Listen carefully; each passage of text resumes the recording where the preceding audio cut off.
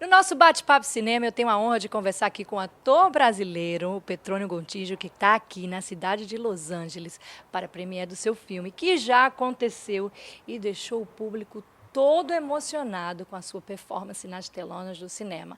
A gente vai bater um papo com ele e descobrir como é este ator na frente das câmeras e também por trás das câmeras. Primeiramente, em nome do Labrif, eu queria dar as boas-vindas a você, Petrônio. Agradeço demais, estou sendo muito bem recebido aqui, inclusive por vocês, que desde o dia da Premiere tiveram presentes, me oferecendo muita atenção, muito carinho. Estou muito feliz de estar aqui em Los Angeles e estar dando essa entrevista para vocês. Labrif quer saber, você está pronto para o nosso bate-papo cinema? Estou prontíssimo, vamos embora. A gente vai começar agora a descobrir curiosidades do Petrônio, mas antes disso a gente vai dar aquela viajada pela cidade de Los Angeles. Eu sei que você veio exclusivamente para a Premiere e eu quero saber como é que foi o feedback do pessoal que assistiu o Nothing to Lose #2. O pessoal tem adorado o filme. Esse filme 2 ele é contundente, é um filme que fala sobre adversidades, comportamento diante de dificuldades que todo mundo enfrenta na vida. Então, eu acredito que o filme, de alguma forma, sempre pega as pessoas perante isso, perante a sua fé, a sua vontade de viver, de realizar as coisas que sejam bacanas, e muitas vezes a gente se perde e vai para um fundo de poço. E o filme fala sobre isso, fala de formas para se colocar diante dessas dificuldades. Por isso eu acho que o pessoal se emociona. Olha, eu assisti o #2 e vou te falar bem a verdade, eu me emocionei muito com a sua performance. Amei o primeiro, mas o meu favorito foi o #2. Você teve um favorito também? Eu gosto muito da forma com que é conduzido o segundo filme, exatamente por isso. A trajetória do herói, do bispo, vem por um caminho muito árduo, e ele vai sofrendo vários impactos durante o filme, até ele chegar no momento em que ele tem que tomar uma atitude. Eu não posso contar mais. Eu acredito que essa forma de se contar esse roteiro, as pessoas realmente se identificam, porque quem nunca frequentou um lugar assim na sua vida, né? Então, eu acredito que a emoção venha por aí e pela forma com que ele age diante das adversidades que ele sofre. E falando um pouquinho do personagem, você sofreu uma transformação drástica. Porque eu assisti o primeiro, assisti o segundo e eu fiquei assim, what? A palavra é what? E eu sei que você nunca teve assim um personagem que você tivesse que transformar tanto. Então conta pra gente esse processo de transformação. Eu sempre fiz personagens que ou estavam na literatura, que eu conheci através de livros, ou escritos pelos próprios roteiristas, e que tinha liberdade dessa criação. Neste caso, eu desconhecia o método, porque ele é muito conhecido. As pessoas sabem, inclusive, o tom de voz, o jeito de agir. Isso, a princípio, eu fiquei bastante assustado, porque eu falei, como que eu vou fazer isso? E eu não queria fazer uma imitação, e também não era a proposta do Avancini. Talvez isso limitasse um pouco através do roteiro bacana, profundo que a gente tinha. A gente até trocou uma ideia aqui no backstage, falando um pouquinho do Ray Charles, né? Que o Jamie Foxx fez o papel e a gente ficou assim, será que ele vai pull it off? Será que ele vai conseguir fazer um bom trabalho? No final das contas, ele foi premiadíssimo e você sentiu da mesma forma, não é isso? Exatamente. Eu desconhecia esse método e tal. E ali a gente não tinha acesso a como fazer uma pessoa que é mundialmente conhecida. E foi na raça. Foi através de muito trabalho, de muita observação, de dormir várias vezes, inúmeras vezes, com headphone, com o som do YouTube e da voz dele, para tentar alcançar aquele tônus. Eu vinha de um trabalho que era uma novela, em que eu estava com um corpo muito diferente, eu tive que emagrecer muito para para chegar ali em alguma coisa que lembrasse ele, que fizessem as pessoas facilmente terem acesso ao personagem, à pessoa do Edir. Não adiantaria fazer uma outra coisa. Se você vai ver o filme sobre alguém, você quer ver essa pessoa. Se você gosta de alguém e vai no cinema para ver, você quer vê-lo de alguma forma. Então, achar um caminho que não fosse a imitação, mas que trouxesse todas as referências, foi um caminho muito delicado, muito difícil.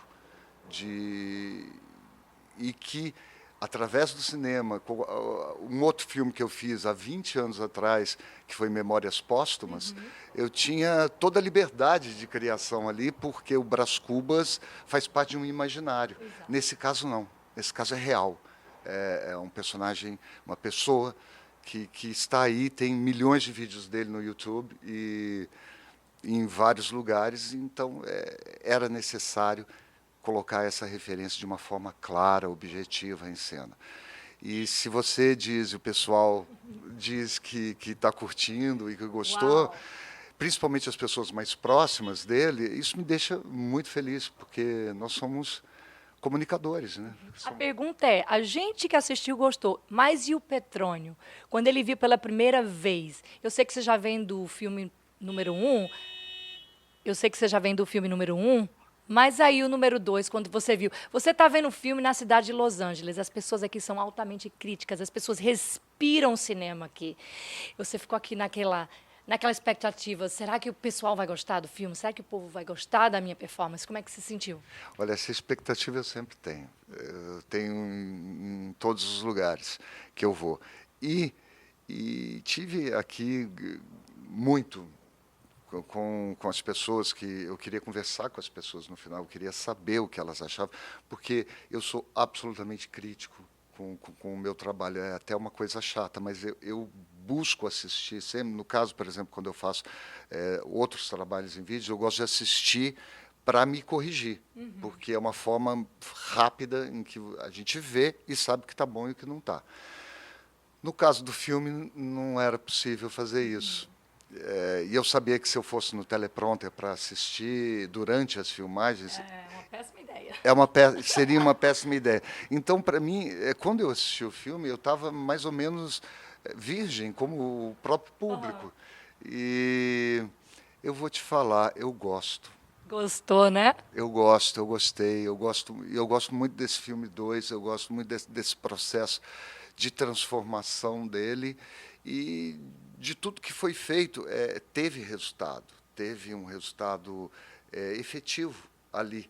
E porque eu também tenho uma grande intimidade com o diretor, com Alexandre. Eu ia entrar nesse assunto agora. É importante ter uma química legal com o diretor do filme, da novela, do diretor do teatro. É importante, Petrônio? Olha, para mim é fundamental, porque é o terceiro olho. É quem está te vendo de fora e quem vai te conduzir. É essa palavra, é o condutor, é o diretor. Então, eu sem me jogar nos braços de quem está dirigindo e confiar cegamente nessa pessoa, eu realmente não sei trabalhar, porque eu busco oferecer o que essa pessoa tá me pedindo. E o Avancini, a gente criou uma intimidade muito grande quando a gente fez a novela Os 10 Mandamentos. Já tínhamos feito outros trabalhos. Ali, eu acho que a gente se encontrou de uma forma muito bonita nessa novela. E eu acho que, por isso, também, eu me senti muito mais confiante. Fora isso, eu tive pessoas muito próximas dele ao meu lado durante o filme inteiro e em momentos cruciais do filme. Pessoas que me ajudaram, inclusive com posicionamento das mãos, posicionamento dos dedos. Eu fiz o filme com esses 2 dedões pregados na palma da mão e com 2 próteses. Então, eu tive que reaprender a escrever, reaprender a pegar uma xícara. E tudo isso buscando um novo jeito de andar, buscando o cabelo. A gente raspava todo dia um pouquinho, até ficar totalmente careca. Então, quando eu ia fazer isso, eu não sabia. Então, quando eu ia na padaria, que era o único momento que eu tinha, que era com a minha cachorra, A gente ia na padaria e eu tentava caminhar como ele, eu tentava buscar como ele andava. Gente, isso é tão importante a gente dividir na nossa entrevista, porque você acha que a vida de um ator, na maioria das vezes, é um glamour. Tá ali na premiere, tá bonito, tá recebendo aquele carinho do público, mas você não tem ideia do caminho do ator até chegar à premiere, não é isso, Petrônio? É um trampo, é uma coisa insana, não tem fim, o ator não dorme, e quando tem um tempo para dormir, ele abdica desse tempo para estudar melhor o texto. Eu gosto, procuro estar sempre com o texto de uma forma que não esteja mais decorado, ele tem que estar assimilado de uma forma que você não pense mais nele. Isso requer um trabalho triplo, então No final, vale a pena? vale demais, vale demais. Quando você sente, isso é uma coisa do cinema que eu faço muito teatro desde pequeno. Então, quando a gente sente a respiração da plateia, é uma coisa impagável. E no cinema isso também acontece, porque a gente está assistindo junto das outras pessoas. Então a gente tem a reação na hora. E é um barato, porque tem coisas que as pessoas riem, a gente sente se o filme está pegando na sala, se as pessoas estão conversando ou não, se elas estão em silêncio. A gente Tá sente... vendo, né, gente, como é que funciona? E ele tá assistindo o filme com vocês, você tem como ficar sabendo. E quando você não está assistindo o filme com as pessoas, então fica aquela expectativa, né, saber se o pessoal gostou ou não. Agora, pegando já a deixa disso aí que você está falando, você falou de teatro, falou de novela, falou de cinema. São três coisas opostas. Sim. São profissões de ator, porém, três coisas completamente diferentes. Eu sei porque eu também estou na frente das câmeras, estou atrás das câmeras. Eu sei que você, no teatro, não tem nem direito ao take 2. É na lata, ao vivo ali, errou, como é que funciona. No cinema, você tem um diretor ali te ajudando e tal, tem direito a algumas cenas, até o diretor ficar satisfeito, né? O diretor tem que estar satisfeito com a sua cena. Já na novela, já é um processo mais demorado, porque tem muita cena para gravar, então já não repete muito. Sim. Eu quero saber a diferença dos três e se tem um favorito. Olha, é essa a diferença. São veículos muito diferentes. Eu sou um cara que veio do teatro, faço teatro desde pequeno, teatro amador na minha cidade, no interior de Minas Gerais. De lá eu saí para prestar artes cênicas na Unicamp. Foi o único vestibular que eu fiz e eu passei. Então, com 17 anos, eu já estava na estrada do teatro, principalmente teatro paulistano, foi o que eu mais fiz. E eu lutei muito para ser um ator de teatro em São Paulo. Uhum. Foi uma coisa que eu me dediquei muito, porque eu admirava demais algumas pessoas ali e eu queria estar próximo delas e queria trabalhar. E eu consegui estar próximo, trabalhar com o Juca de Oliveira, com o Antônio Fagundes, os caras que, Antônio Abujanra, Fauzi Arap, são pessoas que realmente me tocavam profundamente. Então, quando eu consegui conciliar isso, só que aconteceu uma coisa, um caminho inverso. Quando eu me formei em artes cênicas, eu fui convidado para fazer uma novela. E eu não tinha eu nunca tinha entrado num estúdio na minha vida, num estúdio de gravação. E eu entrei para fazer um papel central numa novela das 6, com a qual na qual eu aprendi tudo. Então, numa novela, você já entendeu como é que funciona? Sim, porque era muito hard o negócio, era muito forte. Eu tinha cerca de 30 cenas por dia. Uau. E eu tinha que fazer bem. Então, muitas vezes, eu não fiz bem, mas foi através disso que eu aprendi. Quando terminou a novela, eu senti que eu estava pronto para começar. Então foi uma experiência ali, foi através do Eval Rossano, do convite dele para uma novela que chamava Salomé, e que me deu essa paixão pela televisão com a qual foi na marra, foi um caso de amor forte e que eu desconhecia, aconteceu na minha vida. E hoje eu sinto muita falta se eu fico muito tempo fora da TV. E o cinema é uma paixão muito antiga. é uma outra história. É uma outra história. É uma outra história diferente de tudo isso. O cinema são inúmeras fotografias da tua alma por segundo. Então, você tem que dispor ali de uma sinceridade que não é fazer grande ou fazer pequeno. Tem grandes atores que fazem a coisa enorme, não é nada disso, acredito eu. É o estado do ator, o tônus que o ator coloca em cena através de emoções simples. Cinema, você pensa, aparece. O que você está pensando aparece na tela. É muito delicado. E é isso que sempre me instigou no cinema. Eu fiz pouco cinema. Eu fiz 2 papéis centrais, que o Nada a Perder 1 e 2, o Bispo Edir Macedo, e fiz Memórias Póstumas de Brás Cubas, antes do ano 2000, eu era um moleque. E, no meio disso, eu fiz participações em cinema de amigos. Tem um filme meu que vai estrear também o ano que vem, que é um Broto Legal, que é um filme sobre a história da Cili Campelo, que é bem bacana. Então, eu estou adorando esse momento. Eu busquei muito esse momento na minha vida. Eu vou usar todos os meus contatos aqui em Hollywood para te trazer para cá e para você morar aqui e fazer todos os filmes hollywoodianos. O que você acha do meu convite? Tá topado quando eu mudo. E aí, ano que vem, o Labrife já vai estrear o novo filme do Petrônio Gontijo. Mas, olha, todo mundo fala, nunca pergunte ao ator qual é o filme favorito, qual é o ator favorito, qual é a peça favorita. Mas, tem uma pessoa que te inspira, um ator que te inspira. Quem é? Daniel Dantas, um ator brasileiro que, desde criança, desde que eu vi ele fazendo cinema, eu vi o Daniel, eu via alguns filmes como O Sonho Não Acabou. Eu vi esse cara, eu falei, o que esse cara tem?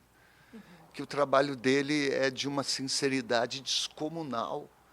E aí via ele em novelas também, mas eu gostava de ver ele no cinema, gostava de ver os filmes que ele fazia. Desculpa. E aquele jeito de falar, aquele jeito... E aí eu fui ver o Daniel no teatro também, e eu vi ele agora fazendo, há pouco tempo, um texto que era... aquele texto americano que precisa você ir entregando aos poucos o que vai acontecer para chegar no clímax no 4º ato. Ele sabia fazer isso de uma forma que eu nunca vi um ator brasileiro fazer com tanta propriedade. Então, eu sou fã incondicional do Daniel, ele sabe disso há muito tempo, e sabe que eu tenho até um pouco de vergonha de falar com ele, de tanto que eu sou fã. Encabulado, quando a gente fala no Nordeste. E um papel teu que marcou a tua carreira? Tirando o Nothing to Lose, que a gente já sabe que abriu o caminho para você no teatro, ainda mais, grandes portas. Mas aquele ali, eu lembro desse personagem e eu falo, cara, como foi bacana fazê-lo. Olha, um dos personagens mais completos que eu fiz foi Arão de Os 10 Mandamentos. Sou fã. Porque... além de tudo, era muito bem escrito. Era de uma forma que vinha, tinha uma linguagem, uma poética, que chegava pronto e atravessava. Então, isso foi uma coisa muito bacana e que o público sentiu também, e o personagem fez bastante sucesso. Teve um outro personagem também numa novela do Lauro César Muniz, todos os 2 eu fiz na Record, que me exigiu muito, e que realmente foi muito importante na minha história, que era o Rudy Castelamar em Poder Paralelo, que era um personagem com dificuldades afetivas profundas. É um personagem trágico. Trágico? Tanto Arão também era trágico. Eram 2 personagens que tinham... Era um personagem muito forte. Olha, eu tenho que fazer uma confissão aqui. Eu, como repórter, moro aqui há 15 anos. Mas quando eu fui no Brasil a última vez, estava passando os 10 Mandamentos. Acho que estava repetindo a novela. Sim. E eu fiquei colada na televisão. E você foi a causa de que eu não consegui parar de ver, porque o seu personagem ele realmente é forte, marcante e me tocou assistindo. Pô, que legal, porque ele causava isso em mim. ele vinha pronto assim para mim. Ele chegava, eram textos que me atravessavam. E isso me facilitou muito o caminho ali do Arão para... Porque eu estava falando hoje com o Léo, que trabalha comigo, a gente estava conversando sobre como,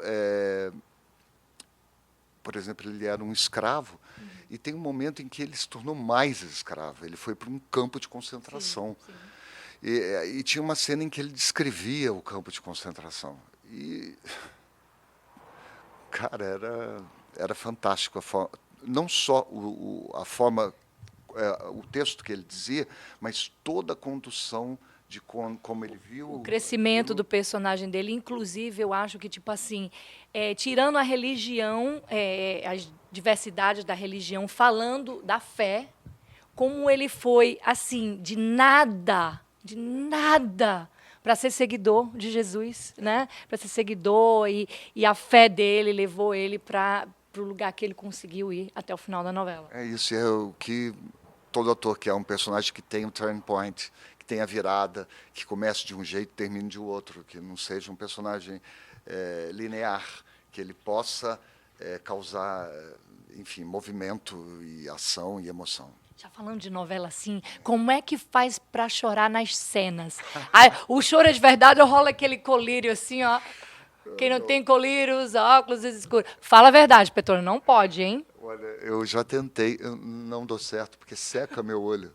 E às vezes você chora numa cena, chora de novo, na terceira vez não tem mais lágrimas para colocar e você recorre ao tal conhecido cristal, mas cristal japonês. Mas para mim Cristal japonês, vamos deixar bem claro, viu, gente? é cristal japonês. Você pega um pouquinho, coloca aqui e o olho esbugalha de lágrimas. E para mim o efeito... Petrônio chora de verdade, então? Eu choro de verdade, porque o efeito é o contrário. Eu Me acho que eu vou pedir seca. para ele chorar aqui agora. De Não. emoção que está sendo entrevistado por mim, gente.